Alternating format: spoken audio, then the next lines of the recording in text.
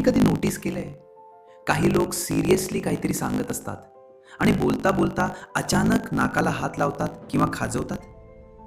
तुम्हाला वाटत असेल की त्यांना सवय आहे, पण थांबा, हे फक्त सवयीमुळे नाही तर खोटं बोलल्यामुळे असू शकतं. सायकोलॉजीनुसार जेव्हा एखादी व्यक्ती खोटं बोलते तेव्हा तिच्या नाकाचं तापमान वाढतं आणि नाकाला खाज येते. का होतं असं? कारण खोटं बोलताना मेंदूवर ताण येतो आणि ब्लड प्रेशर वाढतं. त्यामुळे शरीरातल्या रक्ताचा प्रवाह नाकाच्या दिशेने वाढतो आणि नाकाच्या पेशींमध्ये हिस्टामाइन रिलीज होतं. यामुळे नाक गरम होतं किंवा तिथे खाज येते. म्हणूनच खोटं बोलणारी माणसं नकळत वारंवार नाकाला हात लावतात.